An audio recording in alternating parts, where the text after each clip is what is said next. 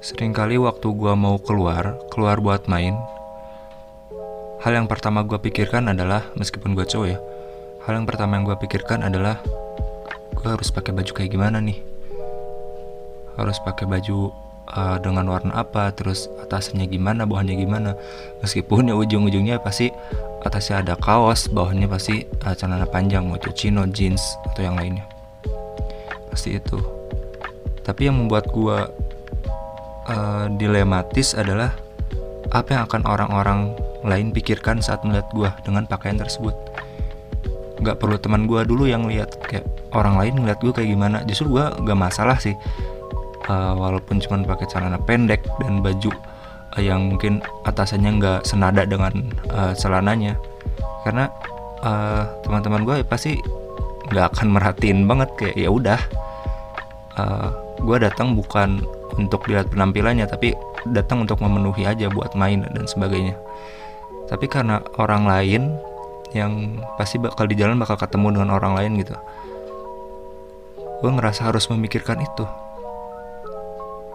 Kira-kira apa yang dipikirkan orang lain gitu? Apakah gue nanti akan dipikirkan kayak cocok juga pakaiannya, terus kok ini mah nggak matching nih sama atas yang bawahan.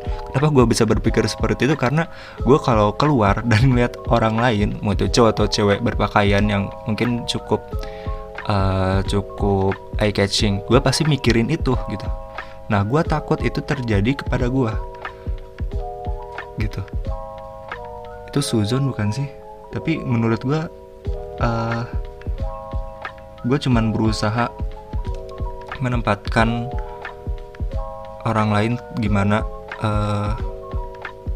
Gue cuman berusaha untuk menempatkan bagaimana orang lain berpikir seperti gue gitu. Karena meskipun memang setiap manusia itu unik, tapi pasti ada nggak satu dua juga sih, pasti ada sebagian yang berpikiran sama kayak gue gitu. Jadi kalau ngelihat orang di jalan tuh pasti mikir-mikir atau ngomen sendiri gitu. Itu dari pakaian. Belum lagi saat gue ngomong, kalau bikin status dan sebagainya. Contohnya kalau gue posting di Instagram, gue tuh pasti mikir banget kayak gue posting foto kayak gini kira-kira banyak yang like gak ya. Meskipun jumlah like itu gak mempengaruhi banget, tapi di antara teman gue yang ada 400 itu follower itu di Instagram, dan kalau yang like cuman 50 atau di bawah 50, pasti gue ngerasa kira-kira apa yang salah ya dari postingan gue. Apa ini menyinggung, terus apa guanya jelek jadi sampai sedikit yang like. Gue pasti mikir ke situ, meskipun bagi orang lain kayak ya udah scroll. Dan bahkan ada yang like tanpa ngelihat konten gue apa, tanpa ngeliat apa yang sebenarnya gue ingin tunjukkan gitu. Itu dari postingan, dari gambar. Itu kan Instagram tuh biasanya gambar ya. Dan gue kalau posting sesuatu nggak pernah pakai caption yang panjang, yang kadang caption dengan foto itu tidak nyambung gitu. Gue nggak pernah kayak gitu. Dan begitu juga dengan Twitter gitu.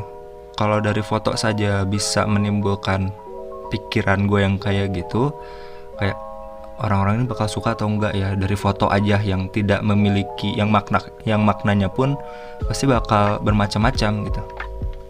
Itu dari foto, apalagi dari kata-kata. Jadi kalau di Twitter itu orang-orang kan selain bisa posting gambar, posting video, kebanyakan dari mereka memposting apa yang ingin mereka katakan. Nah, gue suka heran gitu, orang-orang yang mungkin dengan sengaja, dengan sadarnya mereka nge-tweet sesuatu yang mereka tahu itu akan menjadi kontroversi, yang mereka tahu bahwa pasti banyak yang gak akan suka gini. Kalau menurut pandangan gue, bisa aja orang tersebut ingin populer, ingin terkenal, ingin banyak yang baca tweetnya, ingin pokoknya kemana-mana.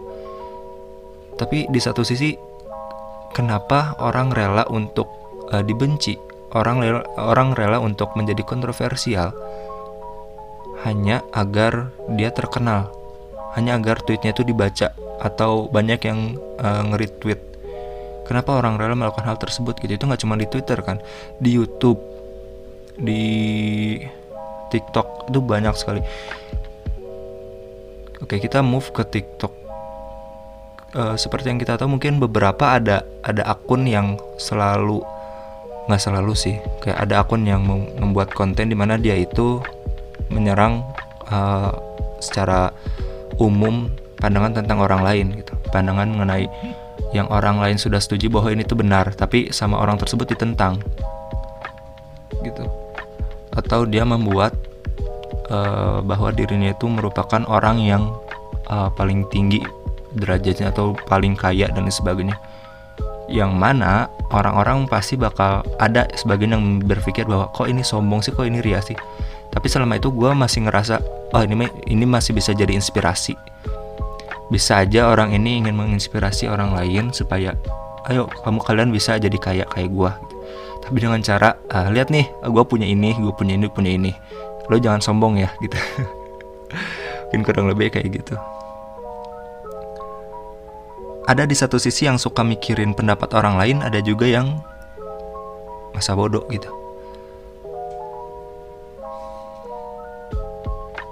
Kenapa bisa seperti itu? Karena kita hidup bersama orang lain. Kita ini manusia gitu.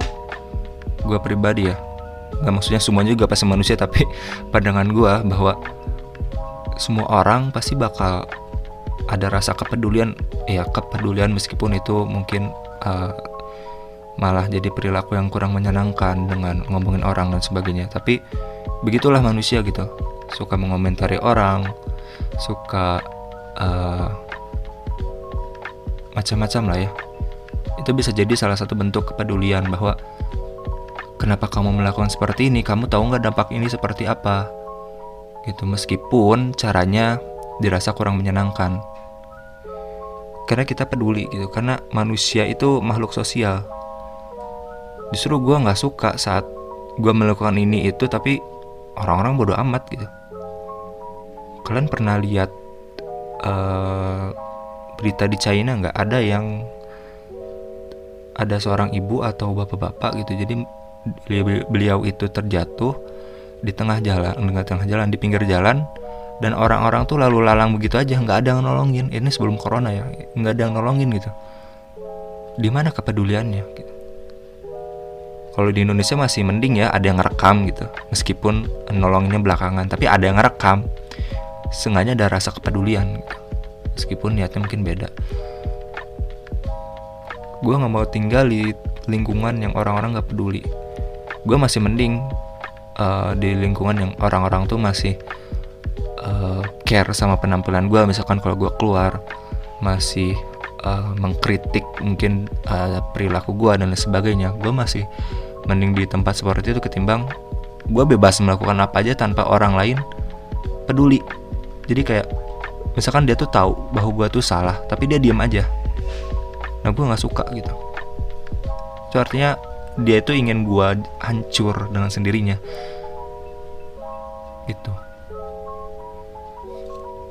Itu pertama.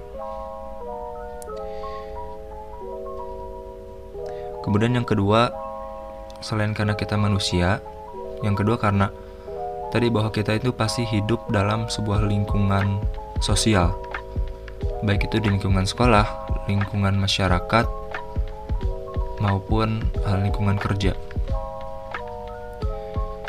Banyak dari kita misalkan gue ingin menjadi orang yang menonjol, gue ingin menjadi orang yang memiliki banyak ide-ide gitu.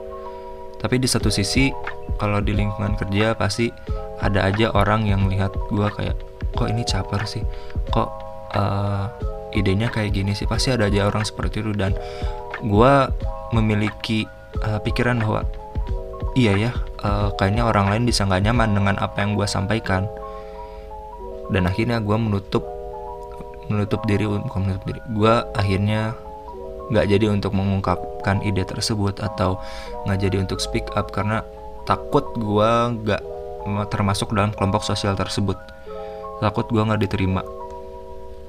Kalau dalam istilah psikologi itu disebut konformitas.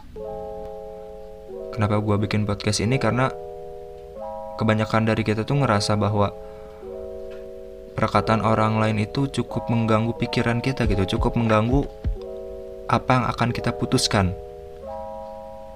Mungkin sebagian dari teman-teman mengira bahwa gue bakal mengarahkan ke arah kalian gak usah peduli dengan perkataan orang lain. Bukan seperti itu. Kembali lagi ke pembahasan awal, kenapa kita harus memikirkan pendapat orang lain?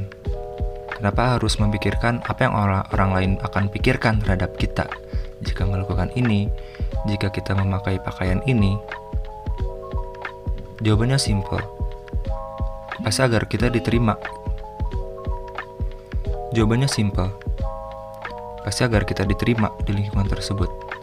Pasti agar kita disukai oleh orang lain. Dan faktanya adalah kita mau sebaik apapun, mau sehebat apapun, pasti ada orang yang gak akan suka dengan kita. Ada orang yang gak akan suka dengan penampilan kita, meskipun kita udah ngerasa, wah ini penampilan terbaik gue hari ini, ini penampilan terbaik gue selama ini. Tapi pasti ada orang yang gak akan suka dengan kita. Itu faktanya. So, untuk apa capek-capek memikirkan pendapat orang lain terlalu detail gitu. Bahkan untuk hal-hal yang sepele, misalkan tadi kayak gue pakai baju untuk keluar. Kalau gue sampai dilema kayak milih bajunya lama banget, hampir di atas 30 menit aja. Itu udah berlebihan sih. Intinya tadi, jangan buat pendapat orang lain menghalangi kita untuk menjadi diri kita yang lebih baik. Karena kita gak bisa membuat orang lain suka terhadap kita. Itu salah satu pemikiran yang irasional. Kita gak dapat membuat orang lain, semua orang senang terhadap kita, semua orang suka dengan kita, bagaimanapun usaha kita.